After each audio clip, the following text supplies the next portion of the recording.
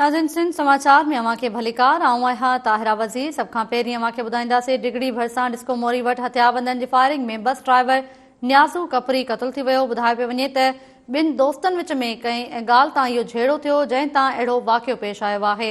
मीरपुर ख़ासि मां time news जे reporter वारिस ख़ासकेली असां सां लाइन ते मौजूदु आहे। जी वारिस ख़ासकेली, कहिड़ा तफ़सील आहिनि? तारा बिल्कुल बुधाइंदो वञां डिगड़ी लगे डिस्को मोरी है जिथे बिन ड्राइवरनि जेके दोस्त आहिनि उन्हनि में पाण मामलो थियो है। एक ड्राइवर जो है रिटायर पुलिस एहलकार हो, उन जो पिस्टल जा फायर करे जो संदसि दोस्त हो न्याज़ू कपरी डिगड़ी वासी जैसे पिण जो है कतल करे छो है। जैसे लाश के जण पुलिस पंहिंजी तहवील में वठी आई, डिगड़ी अस्पताल आंदो है जिथे ज़रूरी कार्रवाई बंद जो लाश है पिण जो वारसन हवाले कयो है। होॾां पिण इहो ॿुधायो पियो वञे त कोई ॿ दोस्त हुआ, हिकु जान मोहम्मद उर्फ खानू जो भट्टी हो रिटायर पुलिस एहलकार हो, जो पिण उहो बि ड्राइवर है, ऐं न्याज़ू जो कपरी मक़तूल है उहो पिण ड्राइवर है। जो पाण में कुछ ॾींहं अॻु जो है मामलो थियो जंहिं छोटी जो है कतल थियल है, उन पिण हिनखे कुआरी ऐं पंहिंजे दोस्त जान मोहम्मद उर्फ खानू भट्टी के जंहिं बैदि जो मामलो थियो ऐं उहो मामलो वधी अॼु हिन मामले ताईं पहुतो आहे। गोलियूं हणी हुनखे जो क़तल करे छॾियो आहे। जी महिरबानी अवां जी वारिस ख़ासकेली तफ़सील ॾियण लाइ। वारिस ख़ासकेली तफ़सील ॾेई रहियो। नाज़रीन, डिगड़ी भरिसां डिस्को मोरी वटि हथियारबंद जी फायरिंग में बस ड्राइवर न्याज़ू कपरी क़तल थी वियो आहे।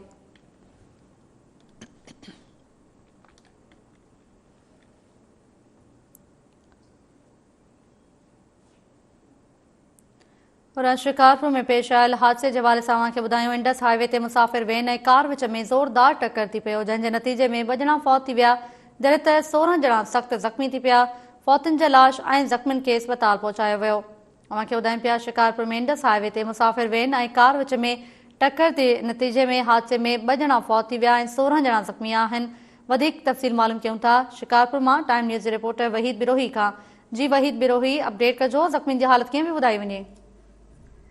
जी शिकारपुर में खौफनाक हादसो जो पेश आयो है। शिकारपुर बाईपास वटि जो रोड क्रॉस कंदड़ कार ऐं मुसाफ़िर वैन में ज़ोरदार टक्कर थी पियो। टक्कर सबब जो मुसाफ़िर वैन वञी कायमी किरी पई, जंहिंजे नतीजे में 2 ॼणा फौत ऐं 16 ॼणा ज़ख़्मी थी पिया।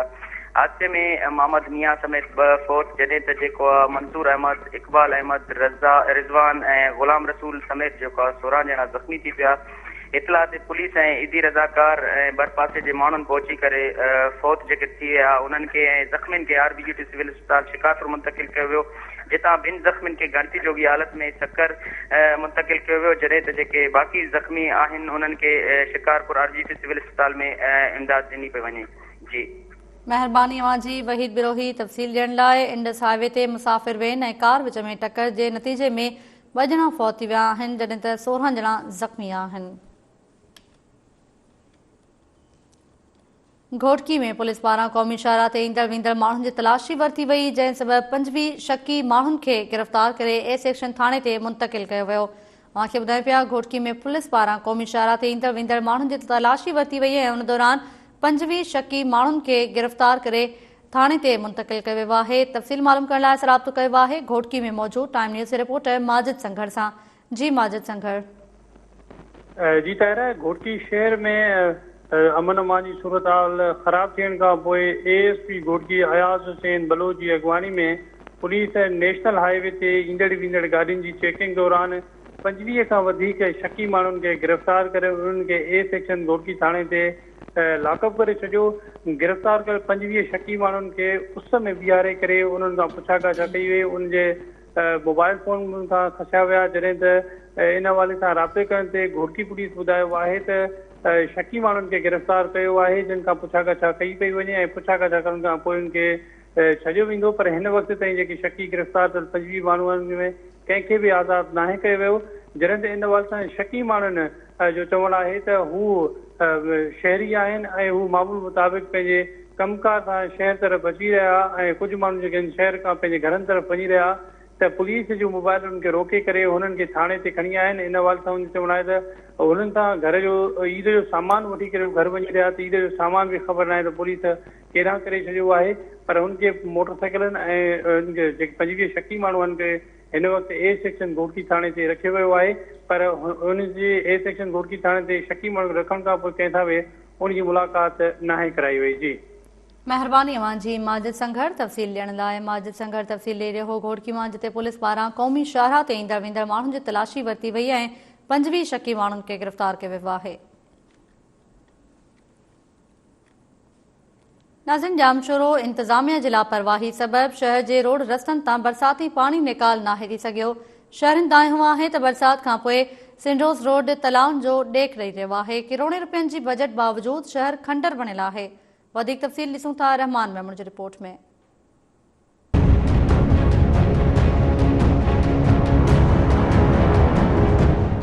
काल 1 कलाक जी बरसात ज़िले इंतज़ामिया जी पत वाइकी करे छॾी आहे। हिन वक़्तु असां मौजूदु आहियूं जामशोरे शहर में, जिते मुख़्तलिफ़ गटियुनि गलियुनि में गटरनि जो गंदो पाणी बीहजी वियो आहे। हिन वक़्तु असां मौजूदु आहियूं जामशोरे जे मेन सेंडोज़ रोड ते, जिते पिणु गटरनि जो पाणी उथली पियो आहे। माण्हुनि खे अचु वञ में ॾुखियाई पेश अची रहियूं आहिनि। अचो त हिते जे रहवासियुनि सां ॻाल्हि ॿोल कयूं, उन्हनि जो छा चवणु। परेशानी त रोड रस्ता ठहियल ई न आहिनि, हिते ॾिसी तो गंदगी इलाही आहे। को माण्हू सभु को परेशान लॻो पियो आहे। ॾिसी गटरनि जा रस्ता को बि हिते सहूलियत को बि कोन्हे। साईं केर बि कोन थो अचे हिते, ग़रीबनि जो केर बि कोन्हे को। इहो रोड ईअं ठहिया पिया आहिनि, तव्हां हालत ॾिसो। को टपण लाइ रस्तो कोन्हे को। हींअर असां बि किरी किरी अची हींअर निकिता आहियूं हिते। को सामान वठण अचूं या को थाणे जे रस्ते ते माण्हू वञे, को सिंडोस तां पाणी भरण था वञूं, असांखे रस्तो कोन्हे जो असां वञूं। हीअ हालत आहे साईं। असांजी जेके ग़रीब आवाम आहिनि उन्हनि खे ॾाढी परेशानी थिए पई। तव्हां पाण ॾिसो था केतिरो गंदो पाणी अचे पियो। नमाज़ी अचनि था ऐं ॿिया बि माण्हू अचनि था, सभिनी खे ॾाढी तकलीफ़ आहे। असांजी अपील आहे, महिरबानी करे असांखे थोरो सहूलियत ॾे। ही जामशोरो टाउन कमेटी जा तक़रीबन 1, 2, 3, 4 वार्ड ते मुश्तमिल आहे। उन सां गॾोगॾु 6, 7 वार्डनि जो बि हिन ई रस्तो लंघ लॻे थो। हिन रस्ते तां ही मसरूफ़ तरीन रस्तो आहे जेको जामशोरे शहर जो ॻांढापो रखे थो। इन करे जामशोरो थाणो वापडा ट्रेनिंग सेंटर बि हितां लंघ आहे। हिन सां गॾोगॾु सिंध जा जेके क़दीमी ॻोठ आहिनि उहे बि हिननि जो गुज़रगाह हिन रस्ते खां थिए थो। हिन सेंडोज़ रोड जे बहालीअ लाइ को बि तहरीक न वरितो त जल्द हिन में असां एहतिजाजी तहरीक शुरू कंदासीं, जेके वरी बि ॿीहर माण्हुनि खे रोडनि ते वठी ईंदासीं ऐं ओसि ताईं असां एहतिजाज जारी रखंदासीं जेसि ताईं हिन रोड जो कमु अमली तौर ते शुरू न थींदो। तव्हां हिते रहवासियुनि जूं ॻाल्हियूं ॿुधियूं, उन्हनि जो इहो चवणु आहे त ज़िले इंतज़ामिया पारां करोड़नि जी बजट हुजण बावजूदु जामशोरे जे मुख्य शहर खे में के बि तरक़ियाती कम न कराए सघी आहे। बरसात दौरान शहर दरिया जो मंज़र पेश करे रहियो आहे। रहवासियुनि मुतालबो कयो त ज़िले इंतज़ामिया तहरीक वठी हिते ड्रेनेज जो सिस्टम बहितर बणाए। कैमरामैन राशिद नवाणी सां गॾु रहमान मेमण, टाइम न्यूज़, जामशोर। जी नाज़रीन, रहमान मेमण जी रिपोर्ट मां ॾिठी। अव्हां खे ॿुधायां त कुंडरी में खजनि जे रेढ़े ते बीठल पोरियतनि ते नामालूम कार सवारनि फायरिंग करे 2 ॼणनि खे ज़ख़्मी करे वरितो, जिन खे ज़ख़्मी हालत में अस्पताल पहुचायो वियो। अव्हां खे ॿुधायां पिया कुंडरी में खजनि जे रेढ़े ते बीठल पोरियतनि ते नामालूम कार सवारनि फायरिंग करे ॾिनी ऐं 2 ॼणनि खे ज़ख़्मी कयो वियो। वधीक तफ़सील मालूम कयूं था अनिल कुमार खां। जी अनिल कुमार, कहिड़ा तफ़सील आहिनि हिन वाक़े जी? का ख़बर पइजी सघी आहे कि कहिड़ा कारण आहिनि इहो फायरिंग जो वाक़ियो पेश आयो आहे? छा चवणु आहे पुलिस जो? जी बिल्कुलु तारा, ये वाक़ियो कुंडरी शहर के मुख्य अमेरिकन चौक से पेश आयो है, जिते खज विकंदड़ पोरेतन साजिद खाशकेली और संदसि भाउ वसीम खाशकेली इन्हनि ते नामालूम कार सवार हथियारनि फायरिंग कई है, जंहिंजे नतीजे में पिस्टल जा जेके छेरा आहिनि उहे लॻण सबबि 2 पोरे ज़ख़्मी थी विया, जिन्हनि खे तालका अस्पताल कुंडरी दाख़िल करायो आहे। जॾहिं त जेके असल कारण उहे मालूम न थी सघनि। ॿिए पासे पुलिस तरफ़ां जांच कई पई वञे। जी महिरबानी अवां जी अनिल कुमार तफ़सील ॾियण लाइ। अनिल कुमार तफ़सील ॾेई रहियो कुंडरी मां खजनि जे रेढ़े ते बीठल पोरियतनि जे ते नामालूम कार सवारनि पारां फायरिंग कई वई, 2 ॼणनि खे ज़ख़्मी कयो वियो आहे, खेनि अस्पताल पहुचायो वियो आहे। कंडियारो में नौजवान जे आज़ादी लाइ सेकंड सिविल जज पारां थाणे ते ओचितो छापो हयो वियो। सिविल जज SHO खे रिकॉर्ड समेत अदालत घुराए वरितो आहे। अव्हां खे ॿुधायूं पिया कंडियारो में नौजवान जी आज़ादी लाइ सेकंड सिविल जज पारां थाणे ते ओचितो छापो हयो वियो ऐं सिविल जज SHO खे रिकॉर्ड समेत अदालत घुराए वरितो आहे। हिन जा तफ़सील मालूम कयूं था वहीद मेमण खां। जी वहीद मेमण, कहिड़ा तफ़सील आहिनि? अॼु सेकंड सिविल जज कंडियारो सैद अख्तर शाह कंडियारो थाणे ते छापो हणी।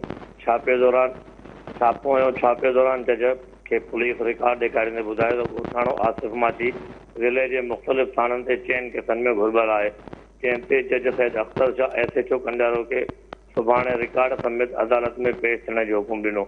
ॻोठाणे आसिफ माचीअ जी घरवारी नजमा माची सेशन जज नौशाद फिरोज की अदालत में एक दरख़्वास्त ॾिनी हुई जंहिंमें ॼाणायो वियो हो त कंडियारो पुलिस संदसि आसिफ माचीअ खे बिला जवाब गिरफ़्तार करे नाहक बंदि कयो आहे।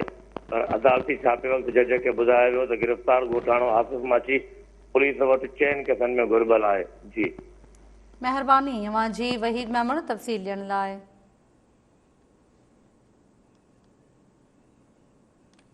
कोटड़े जी भरिसां शादीशुदा नारी पंहिंजे 3 भाइरनि सां गॾिजी मुड़ुस जे धमकियुनि ऐं पीउ जे ज़ुल्मनि ख़िलाफ़ एहतजाज कयो। नारी जो चवणु आहे त संदसि पीउ लालची क़िस्म जो माण्हू आहे। तव्हांखे ॿुधायूं पिया कोटड़े जी भरिसां शादीशुदा नारी पंहिंजे 3 भाइरनि सां गॾिजी मुड़ुस जी धमकियुनि ऐं पीउ जे ज़ुल्मनि ख़िलाफ़ एहतजाज कयो। तफ़सील मालूम कयूं था अमीर गोपांग खां। जी अमीर गोपांग, कहिड़ा तफ़सील आहिनि?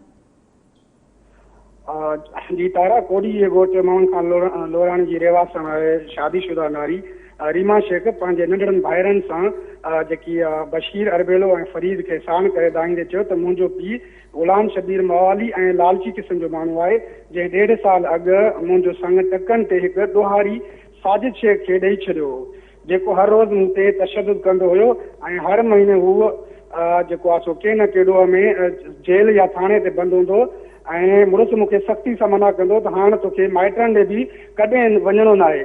नारी रोंदे चयो त एतिरे क़दुरु जो मुंहिंजी माउ गुज़ारे वई, उन ते बि मूंखे अमर जो आख़िरी दफ़ो मुंहुं ॾिसण लाइ बि न छॾियो हुयो। ऐं काफ़ी अरसे खां पोइ जॾहिं आउं सखर खां पंहिंजे ॻोठ आयसि त मुंहिंजा जेकी मासूम भाइर हुआ मूंसां मिली ॾाढा रुना ऐं चयूं त भेण अम्मा जे फौत थियण खां पोइ बाबा असांखे पिनण लाइ मजबूर करे थो, असांजे इनकार ते मारींदो रहे थो।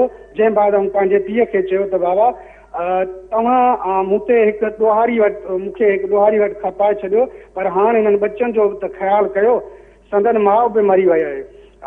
मुंहिंजे एतिरे चवण ते असांजे पीउ मूंखे वारनि खां खेले चयो त निकर मुंहिंजे घरां ऐं हिननि खे बि वञी जेको आहे किथे पाण पाल वञी, उनखां पोइ मुंहिंजो तव्हां सां को बि वास्तो कोन्हे। जंहिं बाद आउं ॿाहिरनि खे पाण सां वठी बेयार मदगार कुंभ शहर पहुता, जिते असां पिनी पेट पालणु शुरू कयो।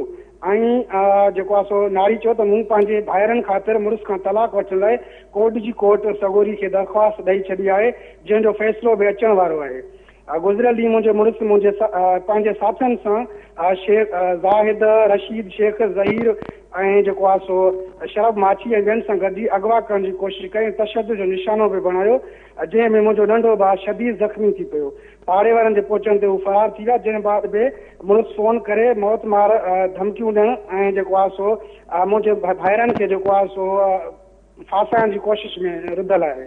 जी महिरबानी अवां जी अमीर गोपांग तफ़सील ॾियण लाइ। नाज़रीन, सिंधड़ जे मालखेड़ी में ईद उल अज़हा वेझो ईंदे ई रश वधी वई आहे, जिते बि वापारनि ऐं ख़रीदारनि पारां महांगाई जूं दाहूं कयूं पियूं वञनि। तफ़सील ॾिसूं था असद शर जी रिपोर्ट में।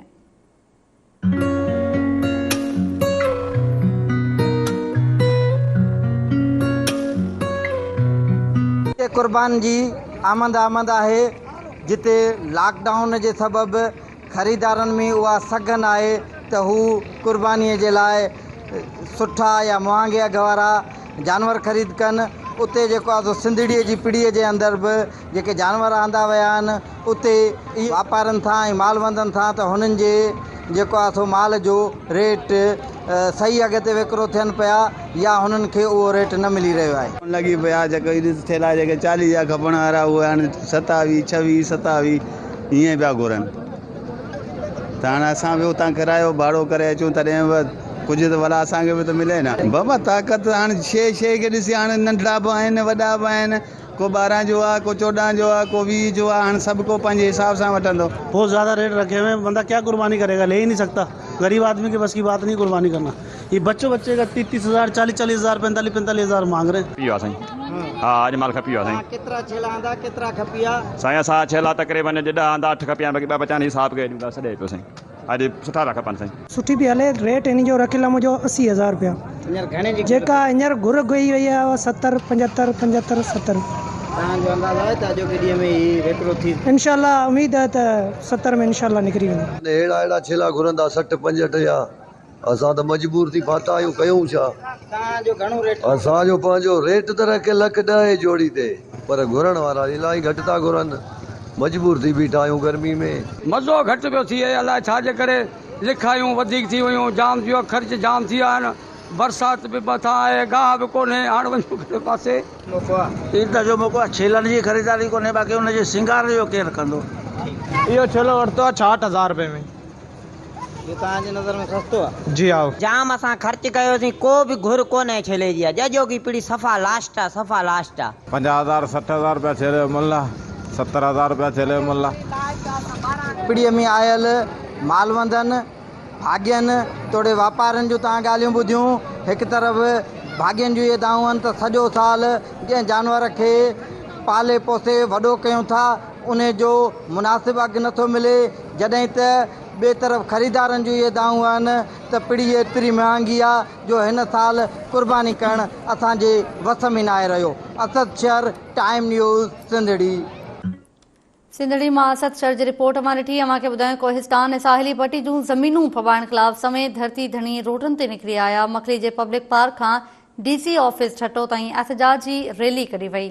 अव्हां खे ॿुधायूं पिया कोहिस्तान ऐं साहिली पट्टी जूं ज़मीनूं फबाइण ख़िलाफ़ समेत धरती धणी रोडनि ते निकिरी आया। मखली जे पब्लिक पार्क खां DC ऑफिस छटो ताईं एहतजाजी रैली कढी वई। इन जा तफ़सील मालूम कयूं था अली नवाज़ भुरगड़ी खां। जी अली नवाज़ भुरगड़ी, कहिड़ा तफ़सील आहिनि? जी बिल्कुल, छठे में मकली खां DC ऑफिस ताईं कोहिस्तानी ऐं साहिली पट्टी जूं ज़मीनूं फबाइण ख़िलाफ़ समेत धरती धणी रोडनि ते निकिरी आया।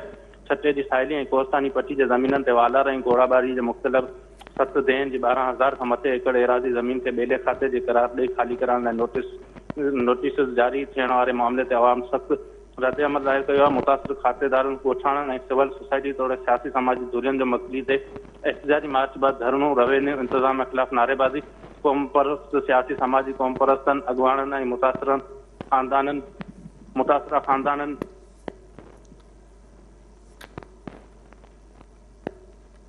महिरबानी अव्हां जी अली नवाज़ भुरगड़ी तफ़सील ॾियण लाइ।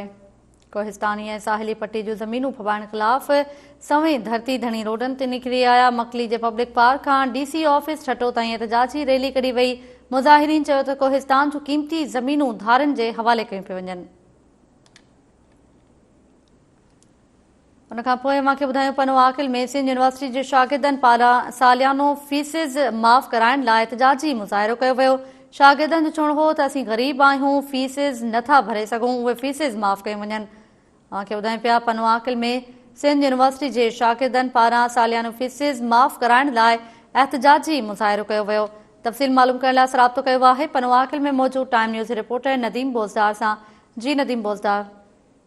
बिल्कुल, पनो आकिल में सिंध यूनिवर्सिटी जे शागिर्दनि जो सालियानी फ़ीहूं माफ़ न करण ख़िलाफ़ प्रेस क्लब आॾो एहतजाजी मुज़ाहिरो करे नारेबाज़ी कई वई आहे। मुज़ाहिरीन जेके शागिर्द आहिनि शफ़ीक वाघो, मंसूर कलवर, शाहरुख चाचोर ऐं ॿियनि चयो त सिंध यूनिवर्सिटी में खोड़ अहिड़ा शागिर्द पढ़नि था जेके ग़रीब आहिनि, फ़ीहूं भरण जेतिरी जंहिंजी सघ न आहे। सिंध जे ॿियनि यूनिवर्सिटी शागिर्दनि जूं फ़ीहूं माफ़ कयूं आहिनि, असांजा बि माफ़ कया वञनि। हुननि चयो त ऑनलाइन फार्म उन्हनि जा भॼनि था जेके फ़ीहूं ॾेई सघनि था। ग़रीब शागिर्दनि जो साल जेको आहे ज़ाया थियण जो ख़दशो आहे। शागिर्दनि मुतालबो कयो आहे त जेके उनजा जाइज़ मुतालबा आहिनि से मञिया वञनि। जी महिरबानी अव्हां जी नदीम बोज़दार तफ़सील ॾियण लाइ।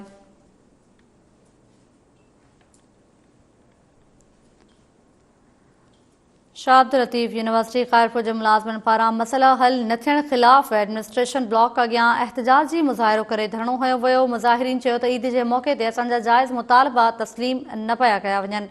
अव्हां खे ॿुधायूं पिया शाह अब्दुल लतीफ़ यूनिवर्सिटी ख़ैरपुर जे मुलाज़िमनि पारां मसइला हल न थियण ख़िलाफ़ एडमिनिस्ट्रेशन ब्लॉक अॻियां एहतजाजी मुज़ाहिरो करे धरणो हयो वियो।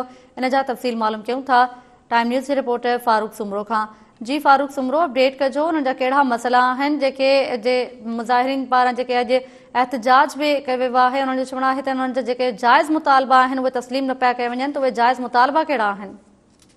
जी तारा, शाह अब्दुल लतीफ़ यूनिवर्सिटी खैरपुर जे मुलाज़िम यूनियन पारां मुतालबनि जी मंता लाइ अॼु एहतजाज कयो वियो हुयो। एडमिनिस्ट्रेशन ब्लॉक ॿाहिरियां मुज़ाहिरीन में रज़ा मोहम्मद दुरानी, आफ्ताब फुलपोटो, नादे अली सुमरो ऐं ॿियनि जो चवणु हुयो त ईद मथां आहे पर इन वक़्तु मुलाज़िमनि खे पघारूं न ॾिनियूं हुयूं, जॾहिं त हुकूमत पारां लीव इनकेशमेंट में 10% जेके पघारूं वधायूं वयूं उहे बि खेनि हिन वक़्तु ताईं न मिली सघियूं, जंहिं करे जेके मुलाज़िम आहिनि उनमें सख़्तु बेचैनी ऐं मायूसी वारी लहर छाइण आहे। हिन खां सवाइ उन्हनि जो चवणु आहे त कंप्यूटर ऑपरेटर खे बि अपग्रेड नाहे कयो वियो। जेके मुख़्तलिफ़ वक़्तनि ते यूनिवर्सिटी इंतिज़ामिया पारां खेनि यकीनदानी बि कराई वयूं आहिनि, उहे जेके हिननि जा जाइज़ मुतालबा आहिनि उहे बि असांजा मुतालबा पूरा न पिया कया वञनि। मुख़्तलिफ़ वक़्तनि ते एहतजाज रिकॉर्ड कराइण सां गॾु यूनिवर्सिटी अख़्तियारियुनि वटि बि दाहियो वियो आहे, पर हिन वक़्त ताईं थियल आसरनि खां सवाइ को बि अमली क़दम न खयो वियो, जंहिं करे पघारूं ख़ासि करे न मिलण सबबि जेके मुलाज़िम आहिनि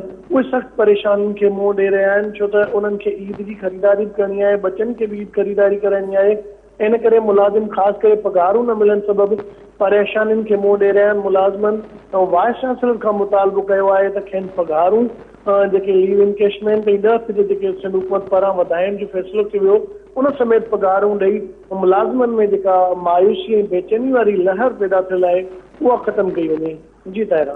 महिरबानी जी फारूक सुमरो तफ़सील ॾियण लाइ। नाज़रीन, हिंगोरजा में ईद उल अज़हा लाइ मालपीड़ी लॻी वई आहे, जिते वापारियुनि ऐं ख़रीदारनि पारां महांगाई जूं दाहूं कयूं पियूं वञनि। वापारियुनि जो चवणु आहे त गुज़िरियल साल जी भेट में माल जो मुनासिब अघु न पियो मिले, जॾहिं त शहरनि जो चवणु आहे त नंढे माल जो अघु बि ॿीणो रखियो वियो आहे। तफ़सील ॾिसूं था अब्दुल जब्बार चांग जी रिपोर्ट में। जी नाज़रीन, असीं हिन वक़्तु मौजूदु आहियूं हिंगोरजा में, जेको हर हफ़्तेवार जेका पिड़ी लॻंदी आहे, त अचो त हितां जे वापारियुनि ऐं जेके ख़रीदार आहिनि उन्हनि सां ॻाल्हियूं कयूं, वधीक उन्हनि जो उन बारे में छा चवणु आहे। हिंगोरजा पिड़ी आहे जिते असां हींअर बीठा आहियूं, उते माल खणी आया आहियूं, केरु बि वठण वारो कोन्हे। जेको चिलो असां 20 वठी आया आहियूं उहो 15 पियो घुरे, 15 वारो 10 पियो घुरिजे। हाणे जेको आहे सो उहो माल असां वापसी कयो था वञूं, वठण वारो को बि कोन्हे। रेट तमामु हाई आहिनि। गुज़िरियल साल ॾिठो वञे त माल जा रेट एतिरा हाई न हुया, वधीक न हुया। हिते हिकु हटी क़ाइमु आहे, जेका शइ 15,000 16,000 जी आहे उहा 30,000 32,000 ऐं 35,000 ताईं वञे थी पई।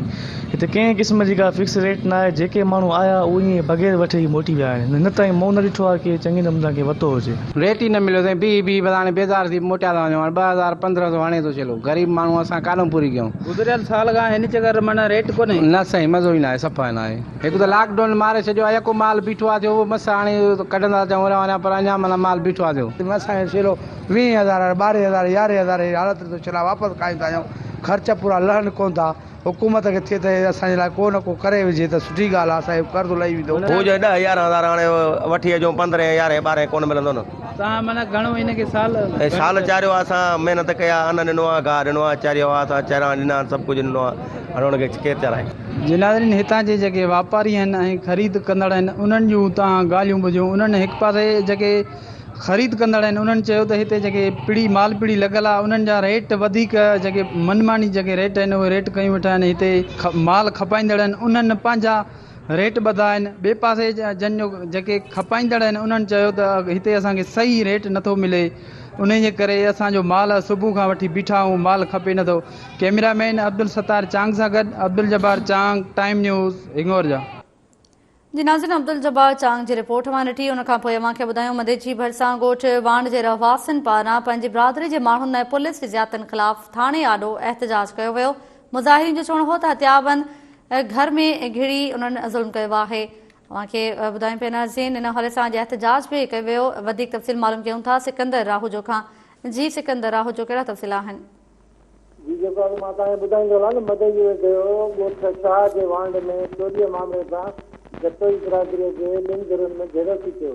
हिक ॿिए मथां फायरिंग करे ॾिनी, गोली लॻण सबबि नाज़ुक जतोई ज़ख़्मी थी पियो। ज़ख़्मीअ खे वातन मदई अस्पताल पहुचायो, जिते ज़ख़्मी जी हालत नाज़ुक थी, जंहिं करे लाड़काणे अस्पताल वञण खां पोइ उते औरतुनि अंदरि थाणे अंदरि फामींदा खातियूं ॿियनि मदे थाणे पहुची पुलिस खिलाफ़ एहतजाज मुज़ाहिरो कयो ऐं थाणे अंदरि दाऊं कंदी रही त जेको आहे असांजा सुबुह 3 ॼणा गिरफ़्तार करे उहे गुम करे छॾिया आहिनि। हितां जी पुलिस जेको आहे हुननि सां ॾिठ बढ़ियल आहे। असांखे ख़दशो आहे त जेको आहे असांजा उहे माण्हू गुम करे काथे जेको आहे हाथ फिराई न करे सघनि।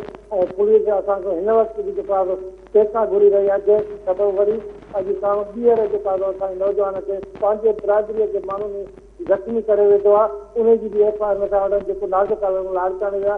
असां इंसाफ़ जी घुर कयूं था हितां जे इंतज़ामिया खां ऐं ॿियनि खां वसवारनि था। जी महिरबानी अव्हांजी सिकंदर राहूजो तफ़सील ॾियण लाइ। मुज़ाहिरीन जो चवणु हो त हथियारबंद घर में दाख़िल थी फुर करे विया आहिनि, पर पुलिस कदम नथी खणे।